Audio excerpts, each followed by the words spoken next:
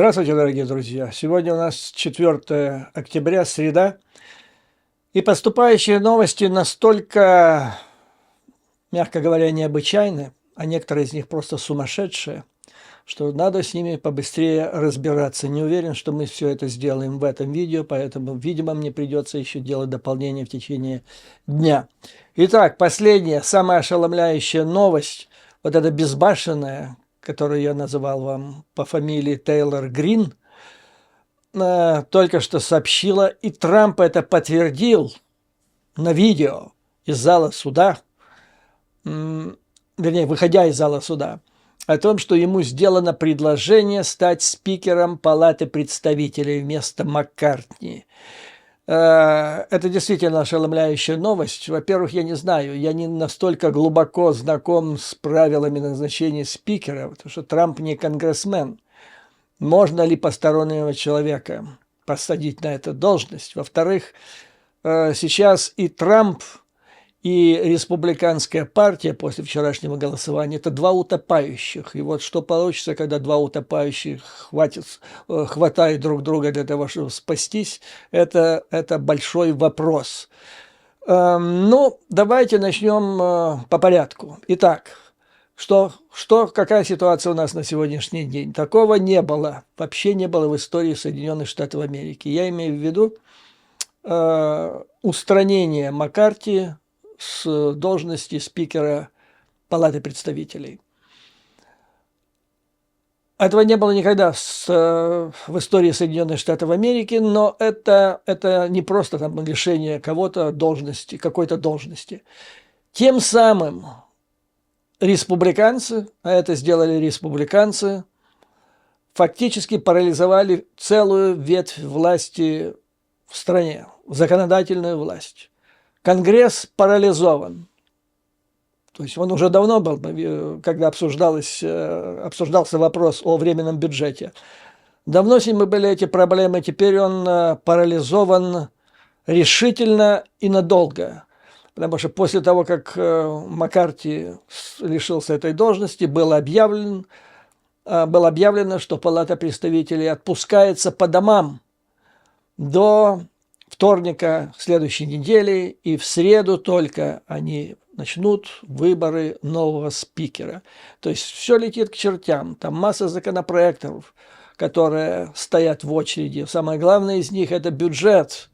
Только же приняли решение о том, чтобы профинансировать правительство на 45 дней. Это до 17 ноября. Теперь их уже меньше, этих дней. Теперь еще неделю вы считаете. То есть страна гудит, скажу я вам так. Средства массовой информации, аналитики, весь мир застыл в напряжении. Эти люди поехали отдыхать на неделю, собраться с мыслями. Почему? Почему проиграл Маккарти? В предыдущем видео я вам говорил о том, что есть надежды, и, может быть, это был бы правильный ход, чтобы предложить усилия и оставить Маккарти спикером. Значит, после того, как он сделал вот этот неожиданный ход с временным законопроектом о временном финансировании, когда в последнюю минуту он повернулся спиной к своим сотоварищам в республиканской партии, заключил сделку с демократами и таким образом обеспечил принятие этого временного финансирования, которое без этого бы просто не состоялось. Сейчас бы правительство было в дауне. То есть он сделал правильный ход, но безбашенные из числа МАГА обвинили его в предательстве республиканской партии, в том, что он переметнул на сторону демократов. Ну, а в условиях нынешней не то что там соперничество, это чуть ли не настоящая война между двумя кланами, теперь их можно называть кланом демократической партии, республиканской. Обвинение в предательстве – это фактически конец политической жизни. То есть это сильно повлияло на Маккарти. Далее. Он был уверен, что его противники, а это прежде всего конгрессмен Гейтс из Флориды, не смогут набрать нужного количества голосов. Им нужно было набрать на 5 голосов больше. И Маккарти шел на голосование, как его показывали по телевизору, с улыбкой на лице, будучи уверенным, что он выиграет. И он просчитался. То есть вы чувствуете, какая ситуация, что даже люди, которые находятся в центре событий, не понимают, что там произойдет через полчаса или через час. Демократы ждали, что Маккарти придет к ним и сделает предложение, от которого они не смогут отказаться. То есть если ему нужна их поддержка при голосовании, он должен был прийти по здешним понятиям, им сказать: ребята, мне нужна ваша помощь, а за это я обязуюсь. Ну и дальше он должен был рассказать, что он готов сделать. Для этого ему немного надо было сделать. Ему надо было пообещать действовать на двупартийной основе, так как при его участии было принято временное финансирование. Он этого не сделал. И тогда демократы сказали: ну а зачем он нужен? Во-первых, ему нельзя верить. Этот человек неоднократно нарушал обещания. В частности, он же несколько месяцев назад достиг шумного такого консенсуса, который везде обсуждался и одобрялся, с Белым домом о том, что есть какое-то дно снижения расходов, ниже которого они опускаться не будут при расчете бюджета на следующий финансовый год. Это было где-то 30%. А вот когда сейчас началось обсуждение бюджета, они нарушили это обещание, договоренность 30%, и начали говорить уже о 80%. То есть человек потерял полностью доверие, он ничего не предлагает, и демократы решили, что если мы за него проголосуем и, значит, удержим у власти, то он поймет, что он может манипулировать как своими, так и нам, будет действовать в своих интересах, и все проиграют. Ну и, как сказал один из представителей Демократической партии: если вы видите, что ваш враг собирается прыгнуть вниз головой с небоскреба, то зачем ему мешать? Давайте не будем ему мешать. И они не стали мешать.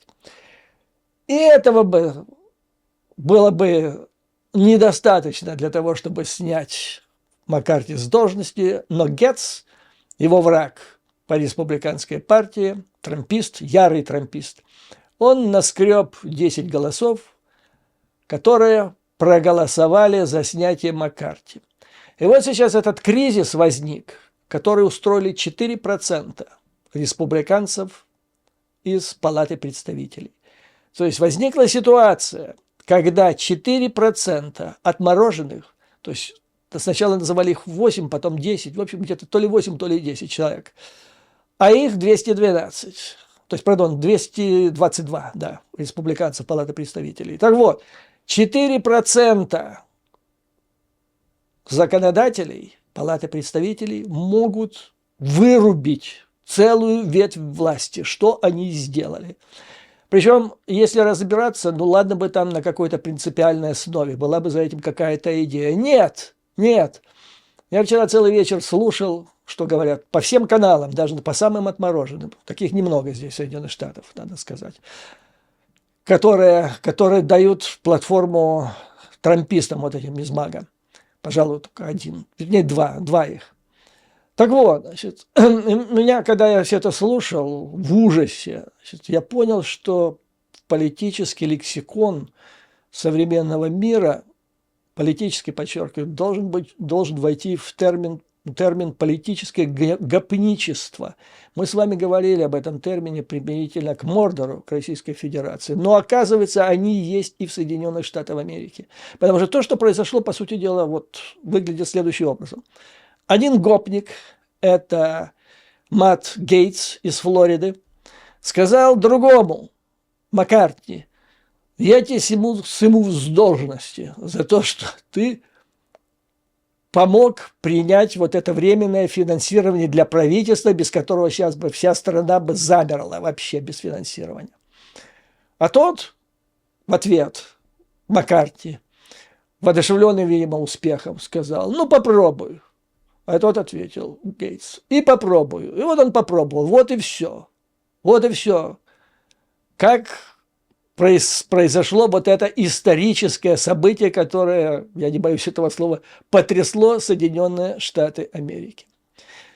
Ну и сейчас основная мысль, причем всех аналитиков и даже представителей, конгрессменов из республиканской партии. То, что произошло, это, ну, не скажу еще крах, но это, то есть республиканская партия парализована дисфункцией. Она не может функционировать. И это накануне выборов 2024 года. Причем, что интересно, значит, аналитики сравнивают вот эту ситуацию с Палатой представителей предыдущего созыва, где спикером была Нэнси Пелоси.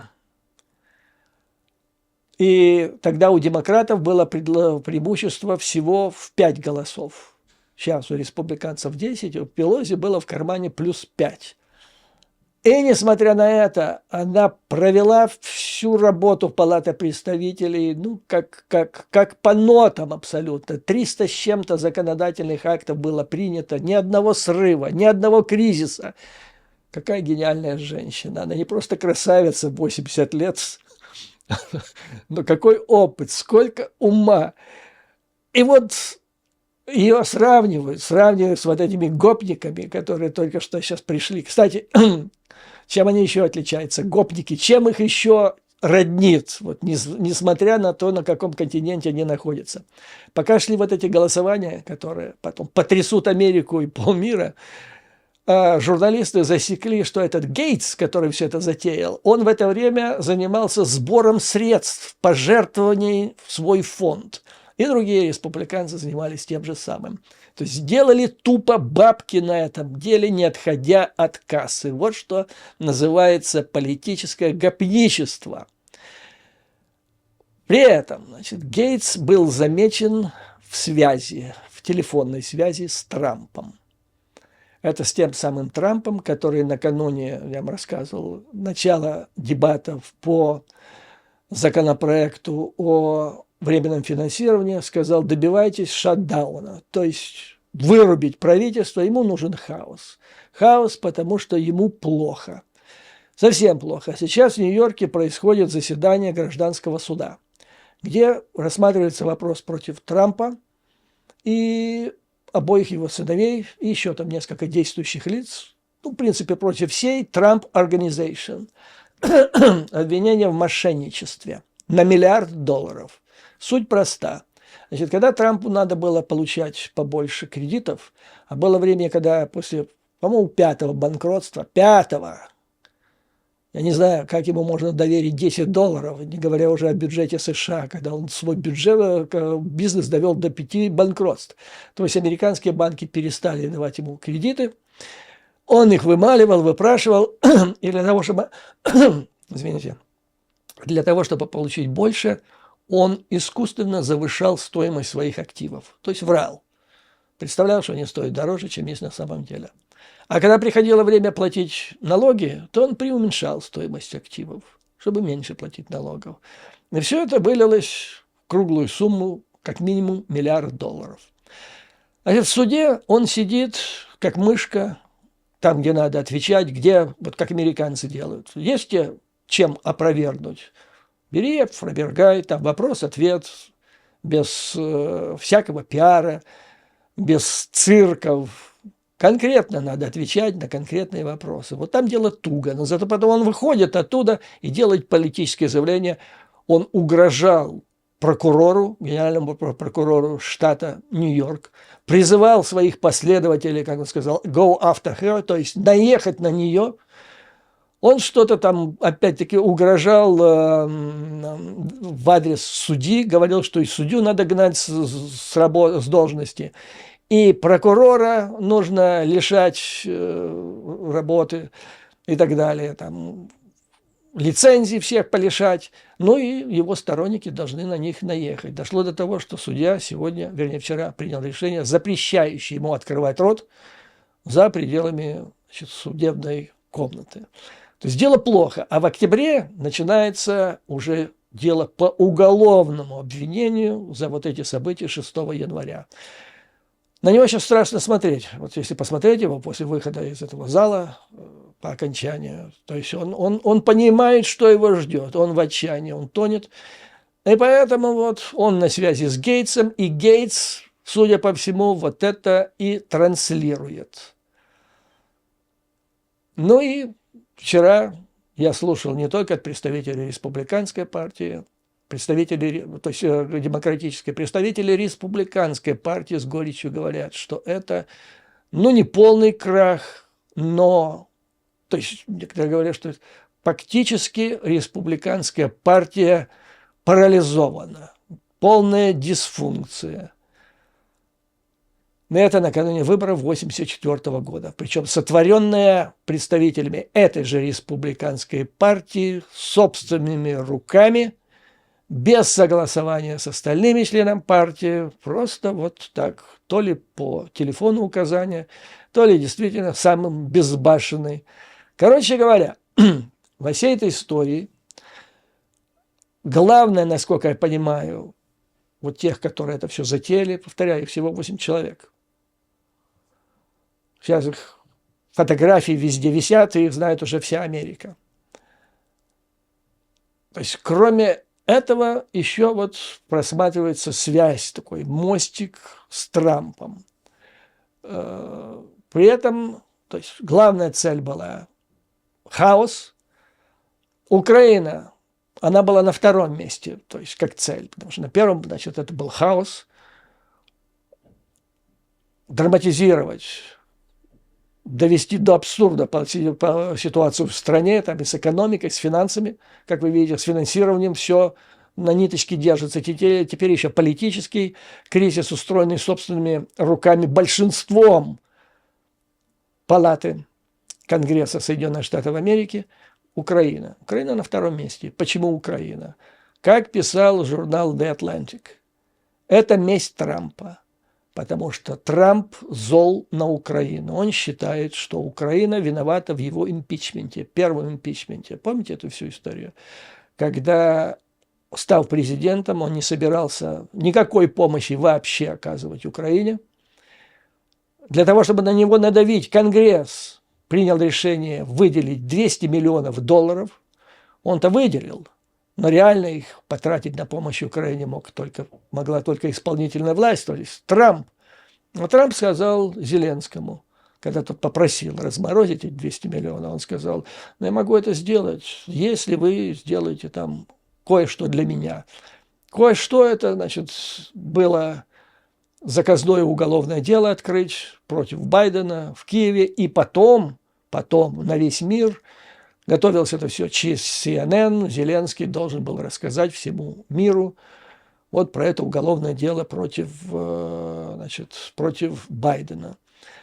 И случайно один из сотрудников Белого дома, это оказался сотрудник ЦРУ, ему попало это, он прочитал, ужаснулся, он забил в колокол, и все это закончилось импичментом Трампа. То есть Трамп, в принципе, хотел использовать, и он использовал, потому что Ермак, как последствие вот этого разговора первого, а потом они вошли в контакт, Ермак с Джулиани, на основании этого Ермак открыл 5 уголовных, не он дал указание открыть 5 уголовных дел. То есть все ведомства в Украине, которые могли открыть следствие по уголовным делам, их открыли по Бурисме. Но это понятно было, что это дело было против семейства Трампа. И вот теперь Трамп считает, что Украина во всем виновата, и это месть Трампа Украине. И которая вот, то есть нету, по мнению аналитиков, которые я считаю правы в этом вопросе, потому что весь рассудок на их стороне, в этом вопросе против Украины нет никаких там вопросов о том, что слишком много денег, это копейки с точки зрения военного бюджета и вообще бюджета Соединенных Штатов Америки. Никакая стена на границе с Мексикой не пострадает. Вообще ничего не пострадает. Это великая экономия, мы неоднократно с вами обсуждали. То есть в основе вот этих действий группы республиканцев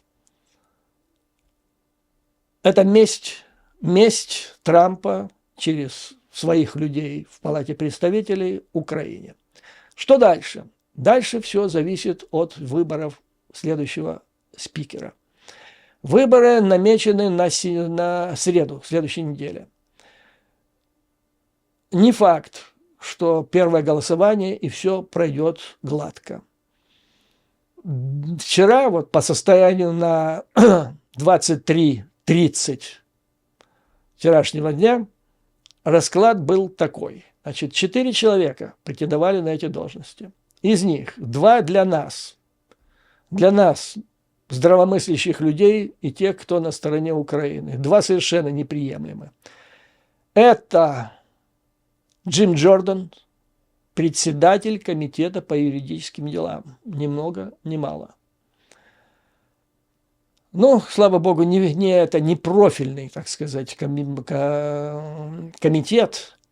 но человек пользуется влиянием. Ярый, ну не то что враг, то есть он ярый противник оказания помощи Украине. Если он станет спикером, то... Кстати, еще раз вам объясню, чтобы вы понимали, почему все зависит от спикера. Потому что, когда начал работать Палата представителей вот этого созыва, они разработали правила. И согласно этим правилам, на которых настояла группировка МАГА, которая получила, хотя их мало, и тем не менее от них стало зависеть все, они поставили условие, что спикер должен с ними согласовывать все свои действия. И никакого законопроекта без их одобрения. А если он это сделает, то один любой представитель Конгресса может ставить вопрос о его устранении от должности, что вчера и произошло с Маккартни. Ну и в сложившейся ситуации еще у спикера есть широкие такие дискретные полномочия. Вот лежит на его...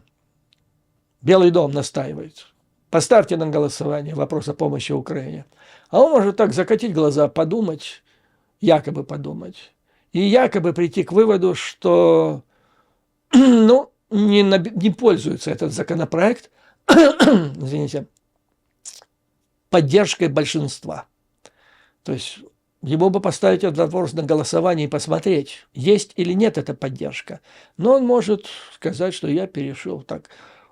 Просто к интеллектуальному заключению. Сам по себе пришел к этому выводу и не стал ставить. Короче говоря, от спикера зависит, ну, не скажу, что все, абсолютной истины нет, всего ничего абсолютного, но так, 90+ % от того, будет какой-то законопроект или нет. То есть Джим Джордан нас никак не устраивает.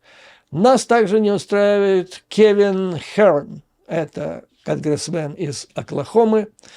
Это жучок такой, я вам скажу. Когда Путин напал на Украину 24 февраля, он с большинство членов Конгресса, ну как же против этого не возмутиться? Он проголосовал за резолюцию, осуждающую всеми возможными терминами эту выходку кремлевского, значит, деятеля. Но когда через месяц стал на повестку вопрос оказания финансовой и военной помощи Украине, он, как и все остальные вот эти маговцы, проголосовали против. И с тех пор он и голосовал против. То есть это человек, которого послужной список в отношении помощи к Украине ясно свидетельствует о том, что он враг. Джим Джордан, значит, это предыдущий деятель, когда его спросили вчера, вы как, готовы выдвинуть кандидатуру на должность спикера? Он сказал уклончиво, это решать конференции, то есть фракции, что свидетельствует о том, что он не против, если его попросят. Кевин Херн говорил более целенаправленно и прямо. Он заинтересован в этом, и если ему доверят, он будет. Вот эти 2 человека нас никак не устраивают. 2 другие получше. Это лидер республиканского большинства. Это 2-й человек после спикера. Зовут его Стив Скализ. То есть, если посмотреть, как он голосовал, кстати, американцы вот они разработали градацию такую A, B и F.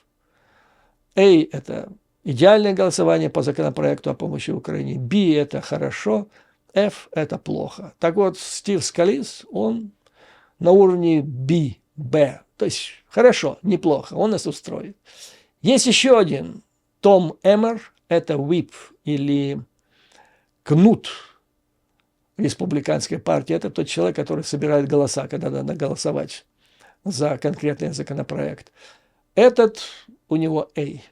Он сторонник Украины. То есть вот эти два человека, Эммер и Скалис, из тех, которые пока рассматриваются как возможные кандидаты, нас устраивают. Теперь Трамп. Вот буквально за 10 минут до того, как я начал записывать это, громкая новость. Трамп, выйдя из зала суда, где его судят за мошенничество, объявляет, что с подачи, по приглашению этой самой Грин рассматривается вопрос, и он уже говорит, как он будет спасать страну.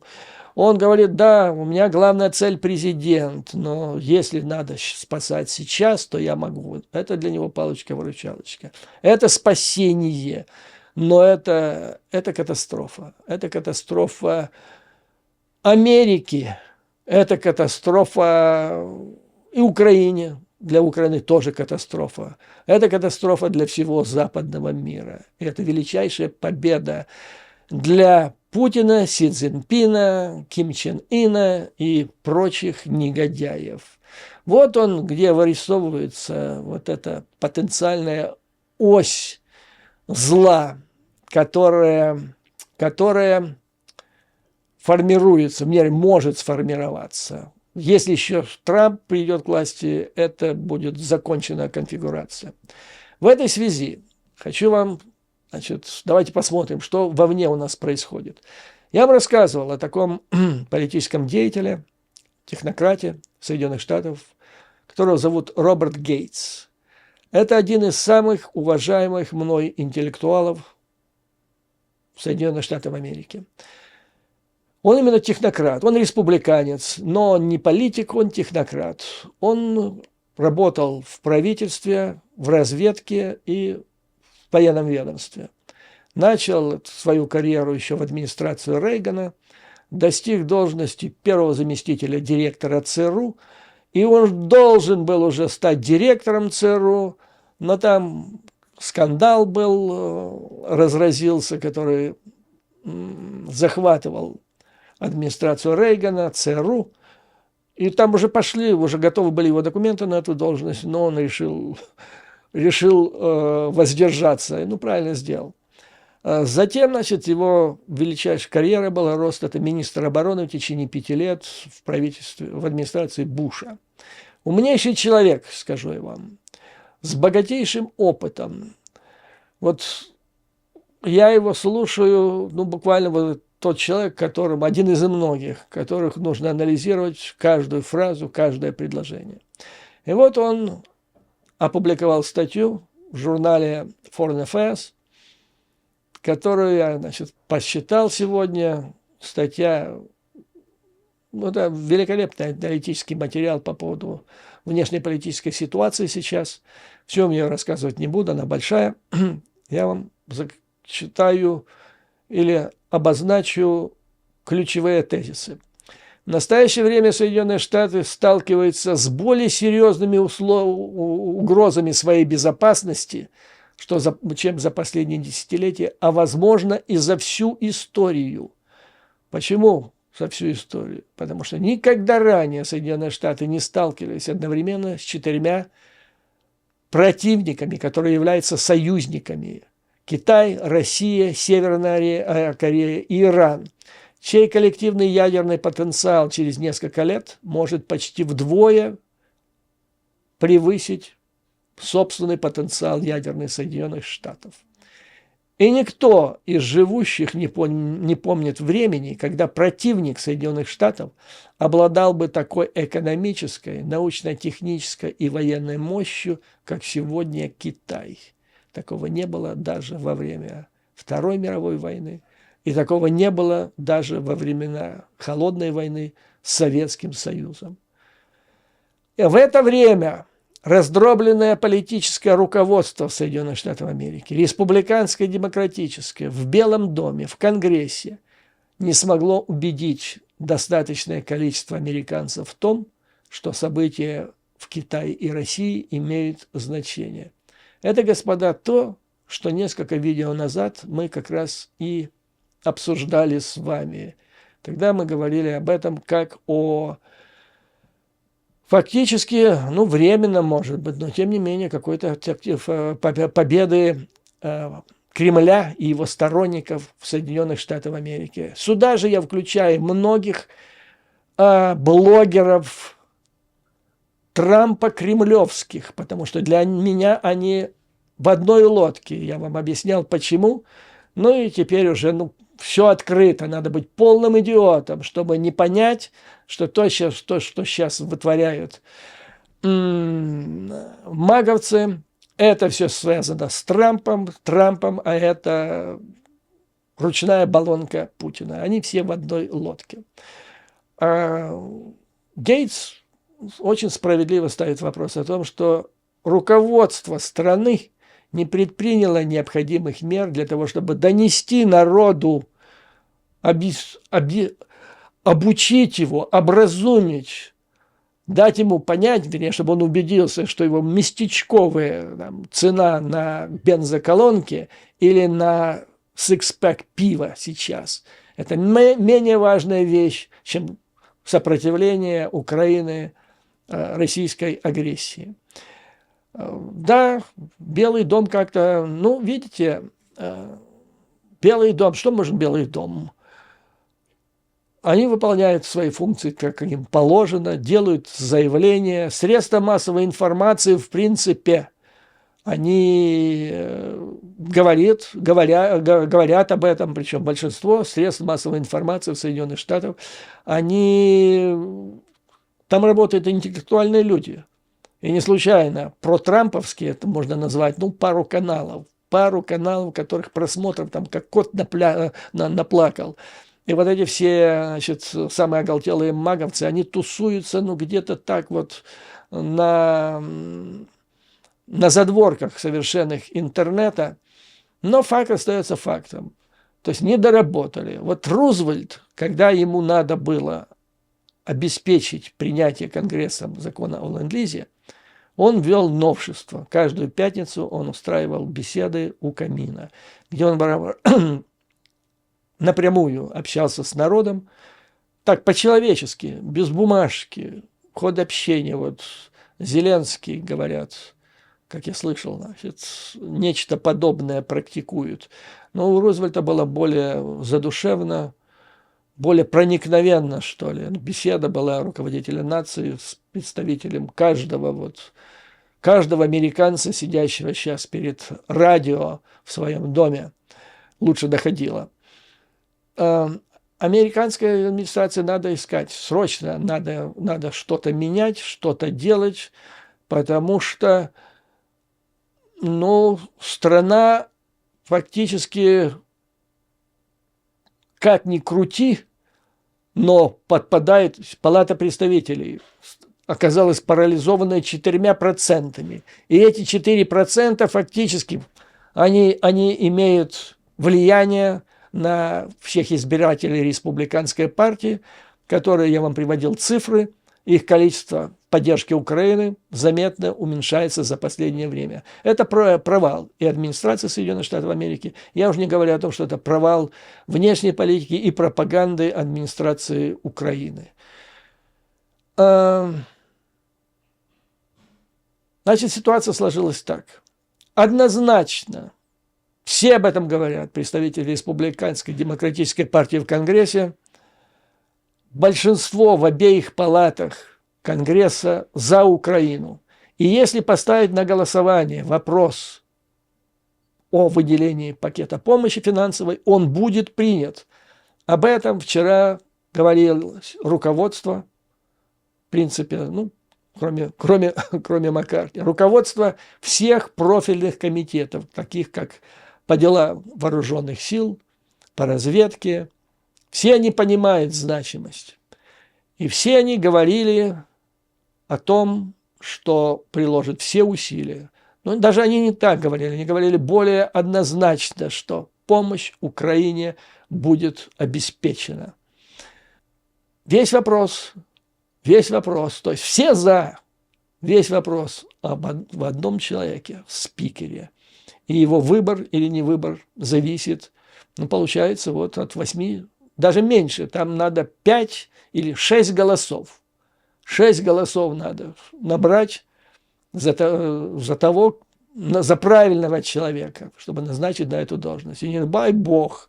Я повторяю, я не знаю, может, они с ума там посходили от перепуга, те же самые маговцы и сам Трамп, и выдумывают невероятные вещи. Я не представляю, как его вот сейчас с зала суда в Нью-Йорке и вдруг потащат спикером Палаты представителей. Это третий по влиянию человек в государстве. Это вообще какое-то безумие. Это палата номер 6 в Кубе. Но я буду следить, как только так вам буду сообщать. Значит, вот я вам рассказал оценка Билла Гейтса. Напряженная ситуация. И то, кто сейчас породил вот этот кризис в Соединенных Штатах Америки, это просто идиоты. Просто идиоты, которые из-за эго своего, ну, гопнические штучки эти, как у Путина, да, ведут к краху и свое государство, да, и весь, собственно говоря, мир.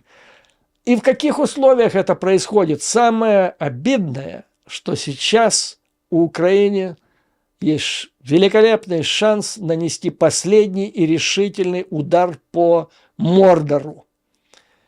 И в качестве примера вам приведу. Бен Уоллес, статья недавняя в The Telegraph, британской газете. Это тот самый Бен Уоллес, до недавнего времени министр обороны, которого тоже недавно, он еще, по-моему, он уходил уже, но еще был министром обороны. На пресс-конференции публично нахамил Зеленский. Ему должно быть стыдно каждый день. Это тогда, когда он сказал, что мы теперь что его, Уоллеса, каждое утро благодарить должны. Да не благодарить, а молиться за него каждый день нужно, потому что то, что сделал Бен Уоллес для Украины и вооружения, он сделал больше, чем вся ОПА Ермака вместе взятая. Так вот, значит, Бен Уоллес, статья в Телеграфе, опять-таки, пространная статья, я попрошу кого-то, есть у меня идея такая, я считаю, что вот эту статью в переводе должен слушать каждый гражданин Украины, проснувшись утром. Это адреналин, это заряжает, прочищает мозг, заряжает оптимизмом, потому что это умные люди, это элита мира, которая с нами.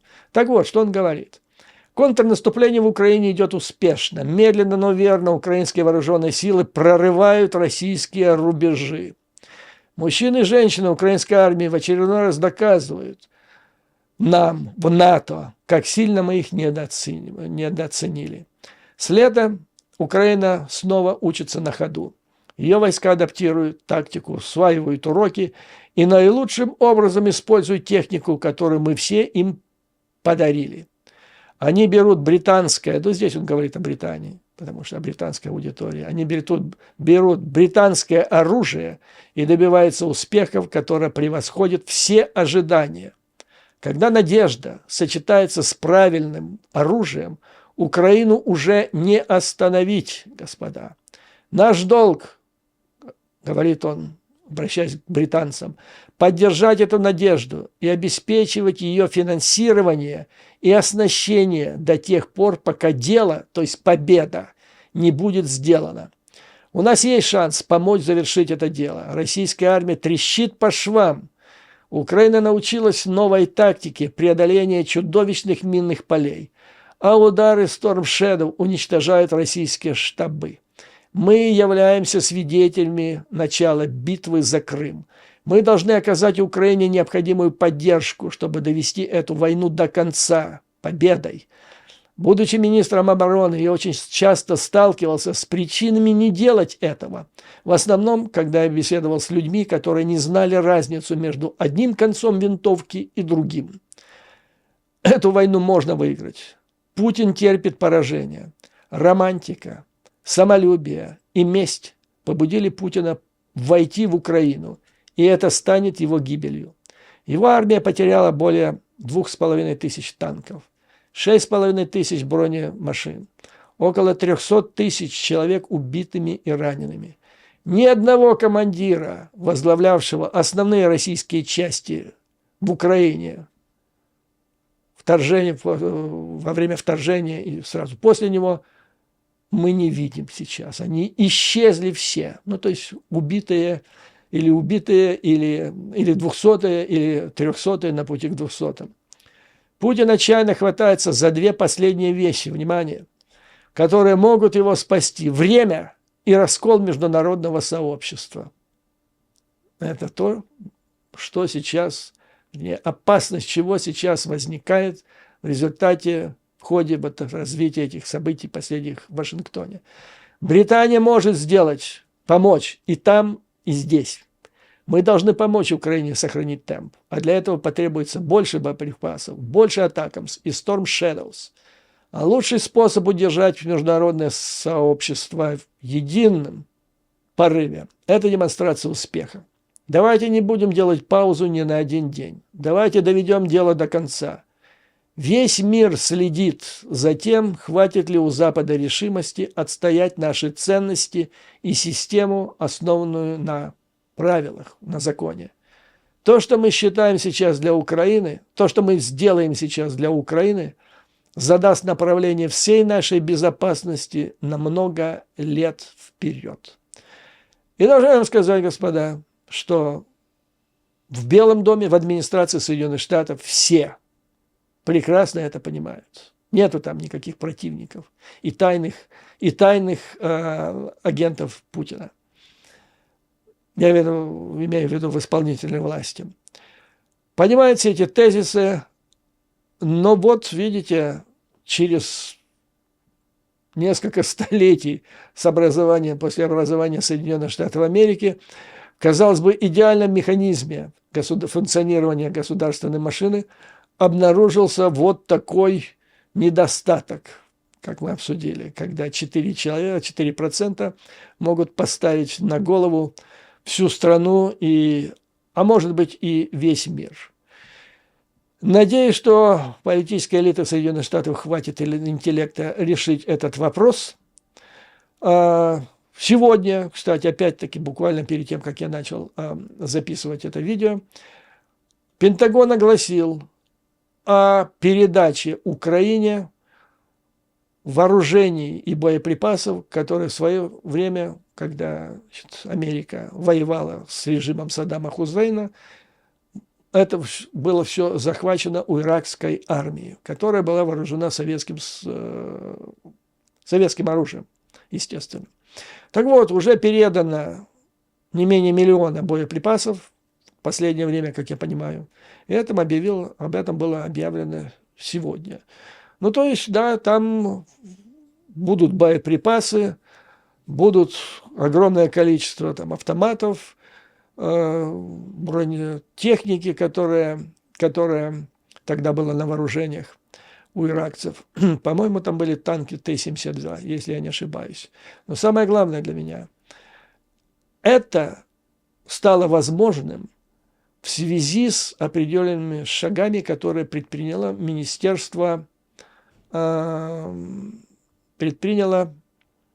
Центральное командование Соединенных Штатов Америки через Министерство юстиции. А это говорит о том, что то же самое Министерство юстиции через Белый дом и лично Байдена в случае необходимости может принять аналогичное решение о передаче Украине 300 миллиардов долларов, которые были взяты, заморожены из числа резервов Российского банка. Я вам подробно об этом рассказывал, как и что, то есть юридическое обоснование, все это есть. Я считаю, что это ход в этом же направлении, и это один из запасных вариантов действия на случай, если Палата представителей не то что заортачится, а на какое-то время будет парализована и не сможет вовремя выделить нужные деньги. Хотя, повторяю, есть еще у администрации миллиардов, несколько, которые и не нужно теперь никаких подтверждение разрешения Конгресса на их использование. Так что очень надеюсь, что все закончится благополучно. Следим за дальнейшим развитием событий в Вашингтоне. Ну и номер один сейчас, зачем нужно следить, это за тем, кто будет следующим спикером Палаты представителей. Еще раз повторяю, чтобы было понятно. Большинство в Конгрессе однозначно за помощь Украине. Нужно решить вопрос вот с этими 4 отмороженными. Я не могу себе представить, что политическая элита Соединенных Штатов не найдет возможность это сделать. Если это не сможет, ну тогда надо сдавать, знаете, как в армии. Пост сдал, пост принял. Пост надо сдавать будет Китаю там вместе с Ким Чен Ыном или кому-то, потому что получается, что это страна, которая не может решить вопрос с 4% дегенератов. Ну как она может быть главным полицейским в мире? Не верю я. Америка обязана решить этот вопрос. Поэтому, друзья, на этом я закончу это видео. Как обычно, слава Украине и вооруженным силам. Враг будет разбит. Победа будет за нами. Все, ну, видите, мы когда с вами обсуждали, потом умнейшие люди мира, оказывается, говорят те тезисы, которые мы с вами обсуждали и мы с вами разделяем. То есть мы на правильной стороне истории. Мы вместе с умными, интеллигентными людьми, которые определяют политическую жизнь в этом мире. Поэтому, дорогие друзья, враг будет разбит. Победа будет за нами. Вам, как обычно, желаю выдержки, мужества, твердой веры в нашу неизбежную победу. До новых скорых встреч!